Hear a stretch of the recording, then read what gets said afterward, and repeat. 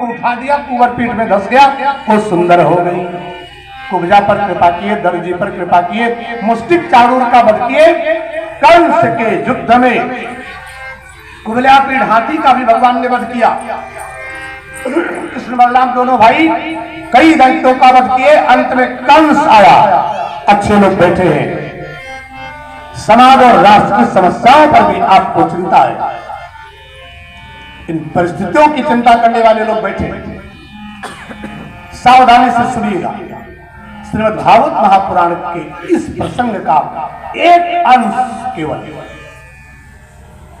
पूरे देश को भ्रष्टाचार से मुक्त कर सकता है। पूरी दुनिया भ्रष्टाचार से मुक्त होगी कि नहीं मुझे नहीं पता, लेकिन भारत के लोग भगवान कृष्ण की लीला का इतना सा अंश अगर सीख ले तो भारत से भ्रष्टाचार चला जाएगा, विश्वास रखिएगा। क्या खेल किया भगवान ने? अंत में कुबला पीठ हाथी का वध करने के बाद भगवान कृष्ण ने कंस से युद्ध किया और अपने सगे मामा कंस का वध भगवान ने कर दिया। सगे मामा थे, उनका वध कर दिया। मानो भगवान ने करके दिखाया कि भारत के लोगों अपना कोई बहुत खास रिश्तेदार ही क्यों न हो, सगा संबंधी ही क्यों न हो, आज अपराध को आश्रय बड़े लोगों के द्वारा दिया जा रहा है। भगवान ने हमें मैसेज दिया कि अपना सगा रिश्तेदार क्यों न हो, बहुत खास कोई सगा संबंधी क्यों न हो, लेकिन यदि अन्याय अधर्म अनीति कर रहा हो तो उस अपने सगे मामा को भी कन्हैया ने दंड देकर के भारत के बड़े लोगों को बता दिया, बड़े पदों पर बैठे हुए लोगों को बता दिया कि अगर भारत का प्रत्येक व्यक्ति अपना रिश्तेदार मान करके अपराधियों का संरक्षण न करे, अन्याय अधर्म अनीति करने वाले अपनों को भी जिस दिन भारत के लोग दंड देना शुरू कर देंगे उसी दिन भारत भ्रष्टाचार से मुक्त हो जाएगा। अपने देश को भ्रष्टाचार से मुक्त करना है तो अपनों को भी गलती करने पर हम पनिशमेंट दें। हम सजा दें अपनों को भी, अगर गलती है तो हमें भी सजा मिलनी चाहिए। किसी को भी सजा देना सीख लें। अपराधियों को आश्रय देने की परंपरा बदली जाए, कन्हैया से सीखें। भगवान कृष्ण ने अपने सगे मामा कंस का भी वध कर दिया। अपने 6 भाइयों को जिनको कंस ने मारा था, देवकी के 6 बच्चों को, उनको भगवान ने पुनर्जीवित किया। उग्रसेन को कारागार से निकाल के उनका राज्याभिषेक किए। अपने माता पिता देवकी वसुदेव को भी जेल खाने से मुक्त कराए। कुछ दिन मथुरा में रहे, फिर सबको लेके मथुरा भी छोड़े, चले गए द्वारिकापुरी, द्वारिकाधीश बन के बैठ गए। अब वहां चूंकि कल भी आचार्य जी ने घोषणा कर दिया था कृष्ण रुक्मिणी का विवाह आज भी संचालन उन्होंने कर दिया, हमें फटाफट कंप्यूटराइज वहां तक पहुंच जाना है, देखा जाएगा। जिंदगी एक सफर है सुहाना, यहाँ कल क्या हो किसने जाने, टुमारो नेवर कम। अब कल का कल को छोड़ते हैं। अब भगवान कृष्ण द्वारिकापुरी में रहने लगे, द्वारिकाधीश बन के राजधानी बना करके रहने लगे। तब विदर्भ के राजा भीष्मक की बेटी राजकुमारी रुक्मिणी विवाह के योग्य हुई। रुक्मिणी ने मन ही मन कन्हैया को अपना पति मान लिया है और रुक्मिणी का भाई रुक्मी ने कहा कि बहन मैं तुम्हारा विवाह शिशुपाल से करूंगा। रुक्मिणी ने कहा भैया मुझे शिशुपाल पसंद नहीं है। बेटियां सुने, पति कैसा चाहिए? जिनका विवाह हो गया हो तो जैसा है वैसा ही चाहिए, वही मान लो। भगवान का विधान वही था, वही मंजूर था।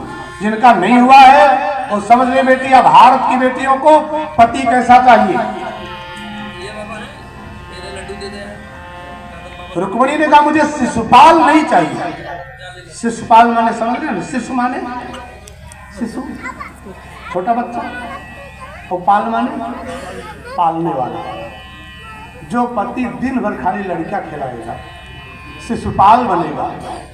बच्चा उलुलुलु पुलुलुलु जॉनसन बेबी पाउडर कहाँ है उसको छिड़केगा, उस देश का विकास करेगा।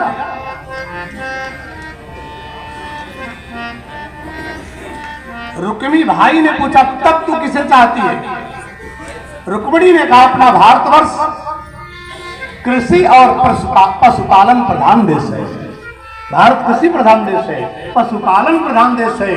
इसलिए भैया रुक्मिणी, इस देश में हर बेटी को पति शिशुपाल नहीं बल्कि गौ पालन करने वाला गोपाल चाहिए। मुझे तो द्वारिकाधीश गोपाल से विवाह करना है।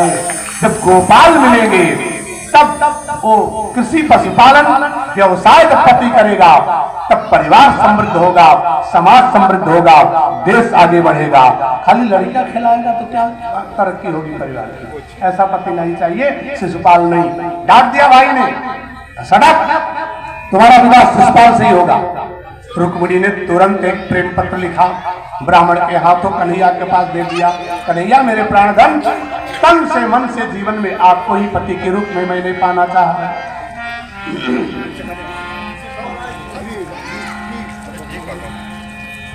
आप मेरे विवाह के दिन, अच्छा भाई तो पूरी योजना बना दिया, भाई ने योजना बना दिया, शिशुपाल से ही विवाह होगा, तैयारी हो गई। उधर से बारात तैयार हो रही, इधर रुक्मिणी के यहाँ की बिदर में मेरी तैयारी हो रही है। लेकिन आप जितने माता पिता यहाँ बैठे हैं, बच्चों के माता पिता, बच्चियों के माता पिता, उनसे बड़ी विनम्रता से कहूंगा, इस बात को सुनिए, समझिए। बेटियां, बेटी है, 5 वर्ष की बेटी थी, मेला देखने गई थी। बेटी ने कहा गुब्बारा लेना है। बाप ने गुब्बारे वाले से कहा कि गुब्बारा दे दो, 5 रुपए का। उसने गुब्बारा दिया लाल वाला, लेकिन बेटी ने हाथ पीछे करके नहीं मुझे हरा वाला चाहिए। तो आपसे पूछ रहे हैं, आप लोग बेटी के पसंद का गुब्बारा दिलवाए कि नहीं? जब छोटी सी बच्ची थी, खिलौना लेने के जो उसको पसंद है वही लिया। और बड़ी हुई, ड्रेस खरीदना हुआ, बेटी को लेके गया, अच्छा जाओ पैसा ले लो, अपने हिसाब से खरीद देना। कपड़ा खरीदने में बेटी की पसंद है। कॉस्मेटिक खरीदना हुआ, बेटी की पसंद का जो पसंद करेगी।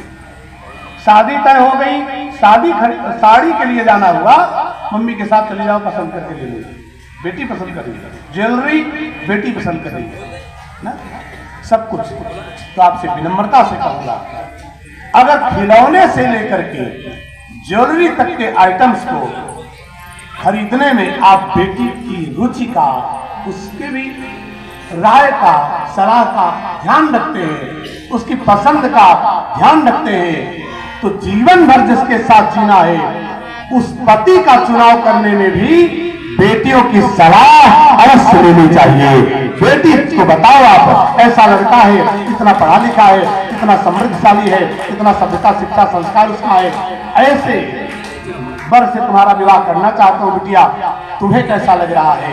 बेटी संस्कारित होगी, कह देगी बाबूजी मेरे भविष्य के बारे में आपसे बढ़िया मैं नहीं जानूंगी, आप जिनको चुन रहे हैं। हाँ, अगर वो कह दे कि पापा मैं जानती हूँ लड़का सिगरेट पीता है, तब आप जबरदस्ती करोड़ों के मालिक के बेटे के साथ विवाह मत करिए। अगर बेटी को उसके गुण दोष पता है, समझ रही है, छोटी छोटी चीजों में बेटियों की रुचि का, उसके विचारों का सम्मान करते हैं, तो जिसके साथ जीवन बिताना है उस पति के लिए भी बेटियों का विचार लेना चाहिए, मनमानी नहीं।